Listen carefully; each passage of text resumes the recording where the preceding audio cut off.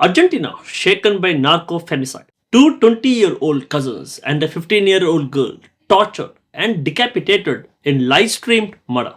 Argentina has been left horrified after the brutal torture and murder of two 20-year-old cousins and a 15-year-old girl whose killings were broadcast live to dozens of viewers in what officials are calling a narco-femicide. The victims vanished on Friday after being lured into a van under the false promise of attending a party, authorities said. Now let's dig into this story together on the AI podcast. Welcome to the Deep Dive. We're the place you come to really get into the sources. You send us the articles, the research, and pull out what you need to know.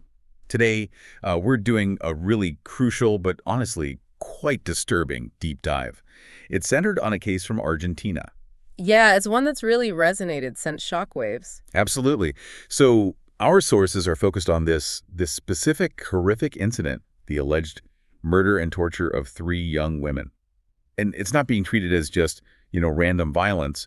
Authorities are actually calling it narco-femicide. Right. So our mission today is to kind of unpack that, go beyond just the awful facts and try to understand the alleged strategy here, how organized crime seems to be using gender violence. And that term, narco-femicide, it's really key to how we need to look at this. We should probably define that right up front. It's a great idea. It's not just, a murder where drugs happen to be around.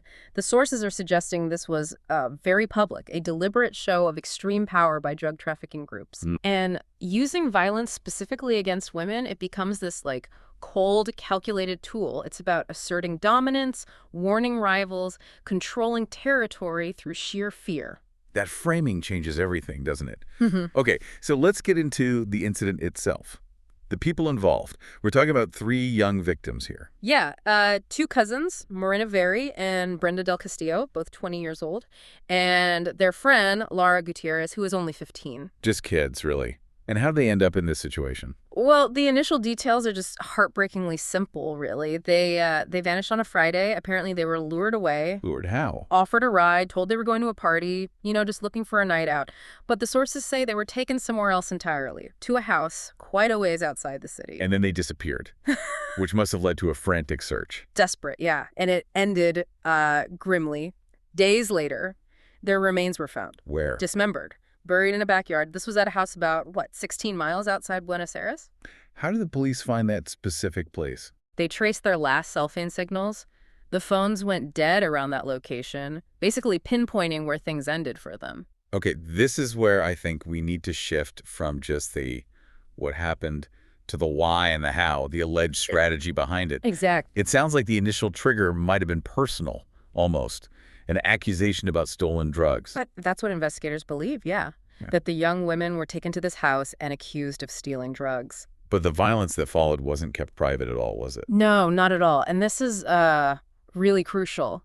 Investigators think the perpetrators deliberately made it a spectacle. A spectacle how? They believe it was live-streamed. Live-streamed? To who? To a private group, maybe around 45 people, the reports say. Wow. Why? Why broadcast something so horrific to such a small group? What's the thinking there? Well, analytically, it's grim, but it seems calculated for maximum impact within a specific circle. A standard gang hit might scare the victim's immediate friends or rivals, but streaming torture and linking it directly to breaking their rules, that sends a different kind of message. It's unforgettable, horrifying. It's a modern warning shot to everyone in that network, rivals, debtors, anyone thinking of crossing them. So the violence itself becomes like propaganda. Precisely. Punishment and propaganda. And the details that have come out, they seem chosen for maximum shock value. Symbolic degradation. Can you elaborate on that? The sources mentioned specific acts. Yeah, and again, this is tough, but investigators see it as illustrating the tactic. The 15-year-old, Laura Gutierrez, reports say she suffered just gruesome mutilation before she was killed. Fingers cut off, an ear. Oh, God. And Brenda Del Castillo, one of the cousins, reportedly stabbed to death. Her abdomen cut open during the broadcast. The level of savagery. It leaves no room for misunderstanding the message, I guess. And they apparently make sure of that. The newspaper La Nación reported on the investigation, saying a voice was clearly heard in the video. What did it say? Something like, "This is what happens to anyone who steals drugs from me." Just laying it out there. So that directly links the violence to the drug trade. Control. Territory. It backs up that narco-femicide classification. Exactly. It frames it as a terror tactic first, murder second almost. Was there confusion about where this was streamed? I thought I saw Instagram mentioned. Yeah, that was in initial reports, but Meta, Instagram's parent company, they deny it happened on their platform. They did say they're cooperating with the police, though, so the exact platform might still be part of the investigation. Okay. This kind of calculated act, this brutality, it suggests someone was directing it. A clear plan. Who do the sources point to? Right. The investigation is definitely looking at a chain of command. They've made arrests 6 suspects so far. 6 arrested. But are they the ones who called the shots? Well, police are still looking for 6 more people. And the alleged orchestrator, the one named in the reports, is a guy named Tony Jensen Valverde Victoriano. He's 22, Peruvian trafficker. Goes by the alias Pequeño J. Pequeño J. Okay. So connecting this back to the bigger picture. What's his alleged motive, according to officials? Why risk this level of exposure? Live streaming something like this guarantees massive police attention, public outrage. That's the million-dollar question, isn't it? Officials seem to believe Pequeño J ordered this specifically to stamp his authority on the local drug scene, to assert dominance. So the potential national outrage was just acceptable collateral damage. Apparently, or maybe even part of the calculation. It tells rivals, look how ruthless we are. We'll do the unthinkable, consequences be damned, in that, brutal DTO logic.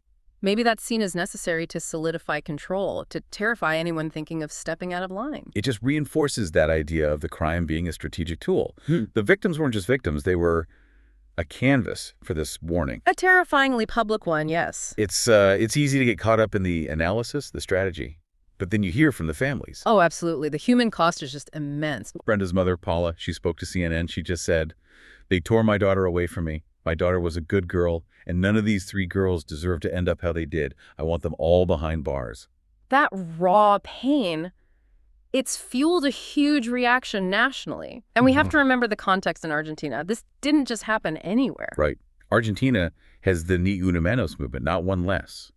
One of the world's most powerful movements against gender violence. Exactly. It's huge, very recognized. So why did this specific case, this narco-femicide, spark such massive outrage, even with Ni Una Menos being so active against ongoing violence?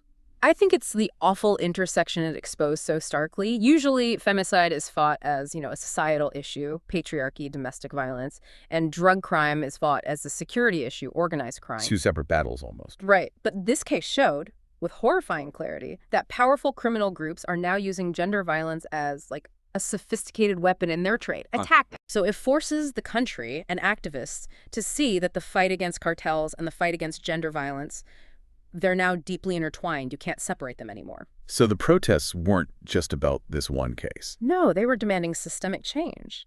Measures that tackle that intersection of organized crime and femicide. And that frustration, that sense that the system isn't working. It came through in what the grandfather of Morena and Brenda said, didn't it? It really did. His quote captured a major critique perfectly. He said, "They have taken 2 beautiful young girls from our lives. And not just that they made them suffer in the most unimaginable way. What justice can we ask for if small-time dealers are arrested while the bigger traffickers go untouched?" That quote is just profoundly important. It gets right to the heart of the challenge. Yes, the police acted fast, arrested 6 suspects. The alleged trigger pullers, the operational guys, maybe. But the grandfather's asking about the structure, the accountability higher up, the masterminds, the network, the big traffickers who maybe ordered it. The 6 they're still searching for? So wrapping this up, what does this all really mean for you, listening? This deep dive, it really lays bare this horrifying crossroads. Femicide meets organized crime strategy. Yeah, the sources show a potential shift. Drug groups allegedly using violence against women, publicly broadcasted even, specifically to control territory, to intimidate. It elevates it beyond just murder. It becomes this, political act almost, a criminal declaration meant to terrorize. A new level of terror, yeah. So we've looked at the victims, Morena, Brenda, and Laura. We've talked about the calculated live stream, that chilling warning.